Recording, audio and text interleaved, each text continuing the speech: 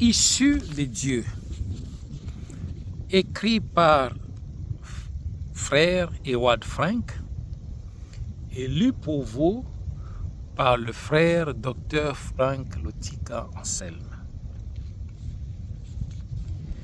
Christ est aussi désigné comme étant le commencement de la création de Dieu. Apocalypse chapitre 3, verset 14. Adam était un fils que Dieu avait créé, alors que Christ est un fils engendré. Adam avait été créé à l'image de Dieu en tant que créature. Christ était l'image de la nature même de Dieu. Adam avait la même forme que l'Éternel Dieu, Elohim, Yahweh. Cependant, il ne possédait pas la substance de Dieu, sa nature. Adam n'est pas sorti de Dieu, mais il a été créé par lui. Cependant, Dieu voulait des fils et des filles qui soient sortis de lui, qui aient sa substance, qui portent sa nature. Jésus, le seul fils engendré, est issu de Dieu et c'est avec lui, le premier-né, que la race divine des fils de Dieu a commencé. Yahweh était Dieu lui-même. Il était le « Je suis », celui qui est éternellement, le Logos, celui qui agit et qui ensuite est devenu un homme. Ce que la plupart des théologiens ont voulu ignorer est à proprement parler le cœur de la chose, c'est-à-dire que de même que Yahweh est sorti de la plénitude originelle de Dieu, ainsi le Fils, qui est Yahweh lui-même, est sorti du Père. Si Dieu était votre Père, vous m'aimeriez, car moi je procède de Dieu et je viens de lui. Jean chapitre 8, verset 42. Car le Père lui-même vous aime, parce que vous m'avez aimé et que vous avez cru que je sois sorti d'auprès de Dieu. Jean chapitre 16, verset 27. Car je leur ai donné les paroles que tu m'as données, et ils les ont reçues, et ils ont vraiment connu que je suis sorti d'auprès de toi, et ils ont cru que toi, tu m'as envoyé. Jean chapitre 17, verset 8. Quand ce mystère eut été révélé aux disciples, ceux-ci dirent: Maintenant nous savons que tu sais toutes choses et que tu n'as pas besoin que personne ne te fasse des demandes. À cause de cela, nous croyons que tu es venu de Dieu. Jean chapitre 16, verset 30. Toujours, dans l'Ancien comme dans le Nouveau Testament, il s'agit du même Seigneur. Là, dans un corps spirituel, ici, dans un corps charnel. Il ne s'agit pas d'un fils de Dieu qui aurait existé en tant que tel auprès de Dieu, puis serait devenu un fils de Dieu sur la terre. Cela serait paradoxal. Jésus est sorti de Dieu. Il a été engendré en tant que fils par l'Esprit et par conséquence, il est identique à Dieu. Il avait la vie de Dieu en lui, car il était lui-même. De Dieu ne pouvait sortir que Dieu, et il ne pouvait engendrer que selon sa nature. C'est au travers de lui que tous les fils et filles de Dieu sont devenus participants de la nature divine. 2 Pierre, chapitre 1, verset 4. La théologie cherche principalement à définir la relation entre le Père et le Fils, et entre le Fils et le Saint-Esprit, tout en confrontant chacun avec l'autre.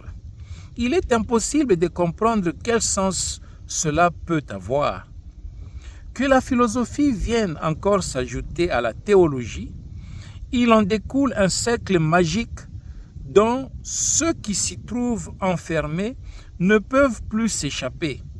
Mais la théologie biblique consiste en la réalisation du plan de salut éternel de Dieu à l'égard de l'humanité par le moyen de Jésus-Christ, notre Seigneur. Il ne s'agit pas de la clarification des révélations de Dieu en relation entre elles, nécessaires à chacun pour recevoir le salut, mais bien de la clarification de la relation de Dieu avec nous. Qu'est-il pour nous?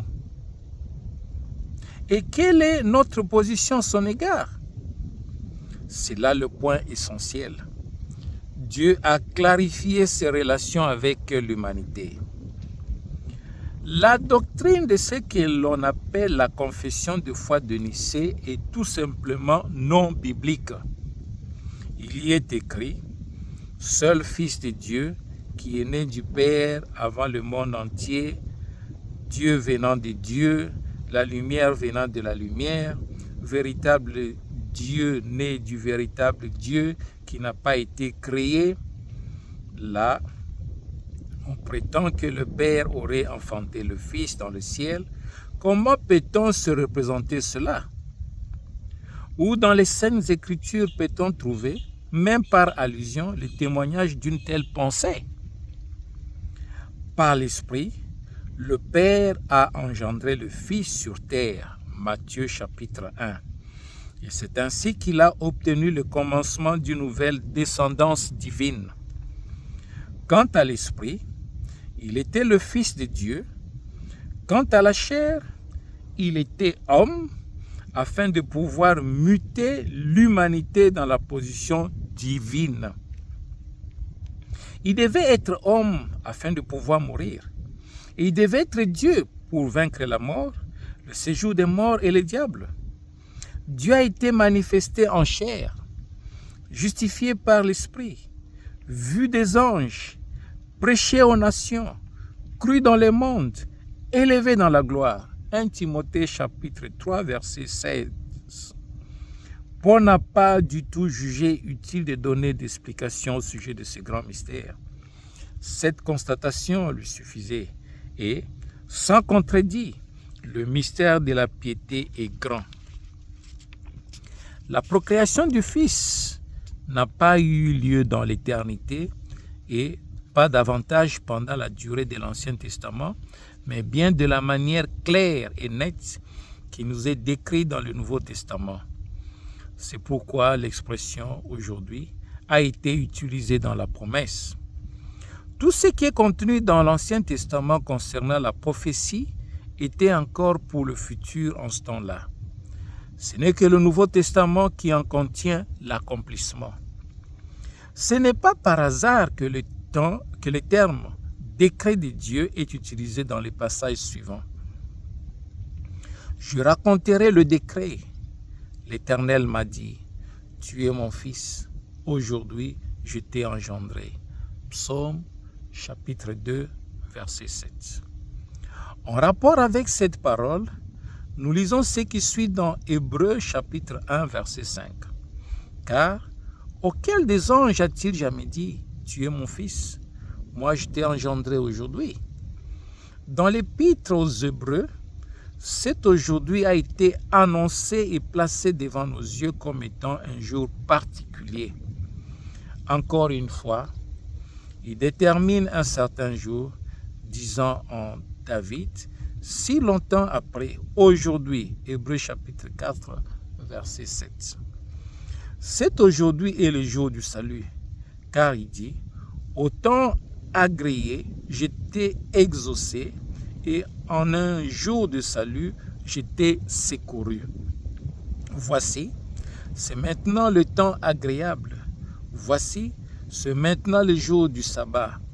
2 Corinthiens chapitre 6, verset 2. Ésaïe chapitre 49, verset 8. L'auteur de l'épître aux Hébreux apporte l'exemple des croyants de l'Ancienne Alliance qui ne crurent pas et il donne un avertissement au lecteur de cette épître par ces mots. Mais exhortez-vous l'un l'autre chaque jour, aussi longtemps qu'il est dit, aujourd'hui, afin qu'aucun d'entre vous ne s'endurcisse par la séduction du péché. Hébreux chapitre 3, verset 13. Pendant tout le temps de la grâce qui s'étend de la venue, l'épiphanie de Christ, jusqu'au temps de son retour, la parousie de Christ, nous vivons dans le jour du salut, dans l'aujourd'hui du Nouveau Testament. Dans Romains chapitre 1, versets 3 à 4, nous lisons ceci au sujet du Fils. La sémence de Dieu, selon la chair, déterminée Fils de Dieu, en puissance, selon l'Esprit de sainteté, par la résurrection des morts, Jésus-Christ, notre Seigneur. La résurrection est la preuve triomphale que Jésus était le Fils promis et que le psaume 2 s'est accompli de cette manière. Et nous vous annonçons la bonne nouvelle quant à la promesse qui a été faite au Père, que Dieu l'a accomplie envers nous, leurs enfants, ayant suscité Jésus, comme aussi il est écrit dans le psaume 2, « Tu es mon Fils, moi je t'ai aujourd'hui engendré ». Actes chapitre 13, versets 32 et 33. Lorsque l'ange Gabriel apporta à Marie le message divin du Messie promis, celle-ci lui dit, « Comment ceci arrivera-t-il, puisque je ne connais pas d'homme ?» Et l'ange, répondant, lui dit, « L'Esprit Saint viendra sur toi, et la puissance du Très-Haut te couvrira de son ombre. C'est pourquoi le Saint-Enfant qui naîtra de toi sera appelé Fils de Dieu. » Luc chapitre 1, versets 34 à 35. Selon les témoignages des Saintes Écritures, ce n'est pas Dieu, mais bien Marie qui a enfanté le Fils. Marie ne nous est pas présentée dans la Bible pour être honorée et admirée, mais par son exemple, Dieu nous montre qu'aucun homme n'a à faire avec la création divine. Le Fils de l'homme, Jésus, était d'origine entièrement divine. Marie était seulement la porteuse naturelle d'une substance divine qui avait été procréée par un processus tout à fait surnaturel. Aucun acte religieux ne peut remplacer l'action de Dieu. Il est écrit dans Matthieu chapitre 1, verset 20. Car ce qui a été conçu en elle est de l'Esprit Saint.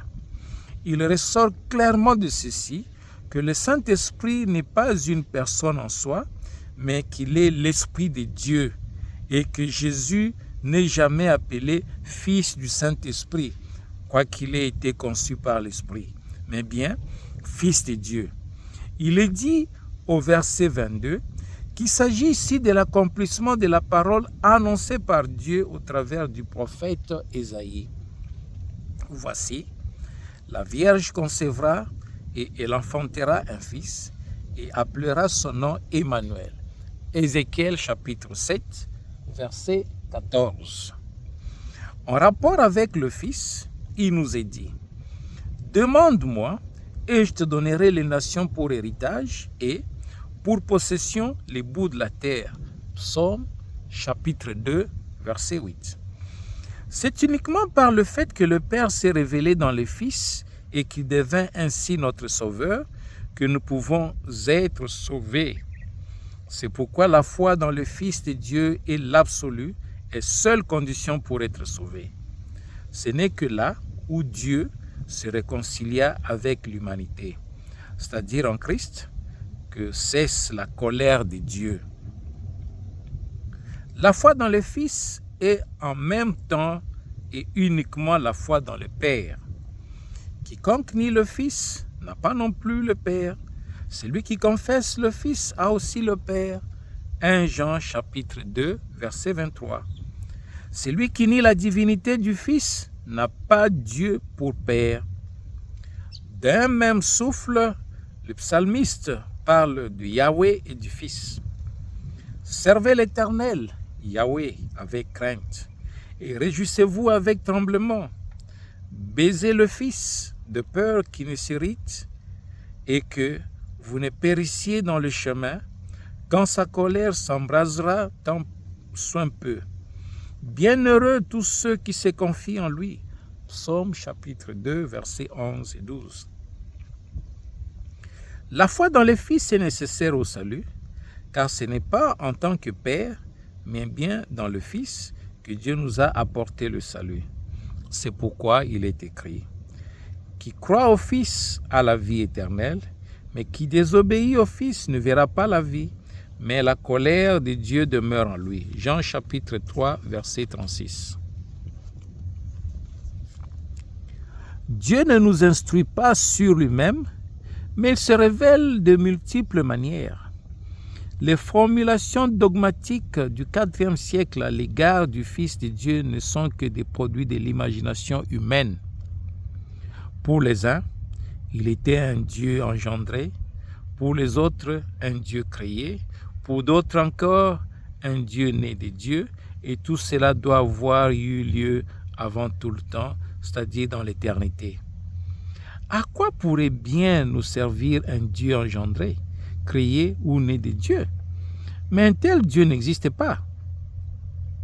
L'engendrement se rapporte au Fils, tel est le clair témoignage des Écritures, et ce Fils est le seul Fils engendré qui provienne entièrement de Dieu. Il n'est pas le Fils de Dieu et de Marie, mais bien uniquement le Fils engendré de Dieu seul. Beaucoup de théologiens pensent, en prenant en considération la génétique moderne, qu'une ovule de Marie aurait été divinement fécondée par le moyen du Saint-Esprit. Mais il est certain qu'alors la nature pécheresse venant des chromosomes de l'ovule aurait influencé la structure génétique divine et de nouveau un mélange aurait eu lieu. C'est donc exclu. Seul engendré signifie que tout, y compris l'ovule, tire son origine de Dieu. Le caractère prophétique de l'Ancien Testament en paroles, en images et en paraboles est une présentation anticipée de la révélation dont la réalisation était encore à venir. Dans les témoignages de l'Ancien Testament, il s'agissait dans l'essentiel du témoignage des choses qui devaient être dites. Hébreux chapitre 3, verset 5. Les prophètes, parlant par l'Esprit de Dieu, regardaient vers l'avenir. Il leur fut révélé que ce n'était pas pour eux, mais pour nous qu'ils administraient ces choses. 1 Pierre, chapitre 1, verset 12. Depuis que celui qui parlait et agissait est devenu lui-même un homme, nous avons affaire à une révélation de Dieu, personnalisée en Christ, réalisée et parvenue à son plein accomplissement. Les prophètes ont dit à l'avance ce qui allait arriver, et les apôtres, eux, ont rendu témoignage que la chose était arrivée. Celui qui avait été annoncé par la publication de la parole révélée est donc apparu et, en lui, habite toute la plénitude de la déité corporellement. Colossiens chapitre 2, verset 9. Comment des paroles de révélation divine ont pu être transformées en doctrine humaine?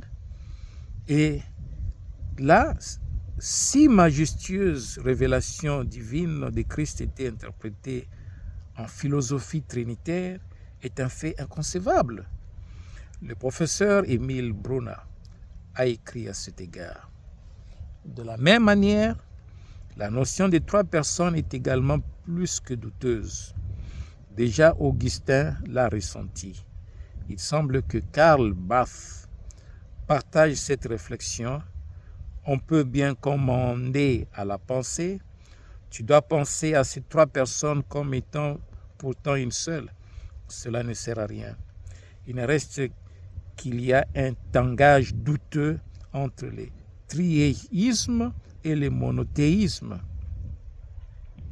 Non seulement la notion de la substance, mais encore la notion de cette personne était beaucoup trop rigide pour saisir le mystère de l'unité entre ce qui paraît évident et ce qui est révélé. Le placement des 3 personnes l'une à côté de l'autre est la conséquence pour avoir perdu la compréhension de la pensée de l'histoire du salut. On s'est préoccupé de l'arrière-plan transcendantal de la révélation qui nous avait été donnée et l'on a fait de cette vie trinitaire intérieure l'objet principal de sa réflexion. C'est cela qui est profondément anti-biblique dans la doctrine trinitaire de l'Église. Les prophètes et les apôtres n'ont jamais connu de Trinité. C'est pourquoi la formule d'un Dieu triple ne se trouve pas une seule fois dans la Bible. Comment 3 personnes qui se sont unies pourraient être ensuite un seul Dieu? On ne peut réellement qualifier cela que des doctrines étrangères à la Bible, des doctrines païennes. Le seul Dieu vrai et éternel qui ait jamais existé, qui est et qui sera éternellement, s'est fait connaître d'une triple manière, dans le ciel comme Père, sur la terre dans les Fils et dans les croyants par le Saint-Esprit. C'est le témoignage des Saintes Écritures. Les prophètes et les apôtres ont fait une expérience avec Dieu. Ils l'ont entendu, vu et connu. Et comme il s'est révélé à eux, c'est ainsi qu'ils l'ont annoncé. Les théologiens ont dénaturé Dieu et d'un, ils en ont fait 3. L'écrasante majorité des théologiens admettent que la Bible ne connaît pas la doctrine de la Trinité, mais malgré cela, ils la soutiennent. Comment une telle chose est-elle possible? Ce que le Seigneur a dit reste à jamais vrai. Et personne ne connaît le Fils si ce n'est le Père. Ni personne ne connaît le Père si ce n'est le Fils.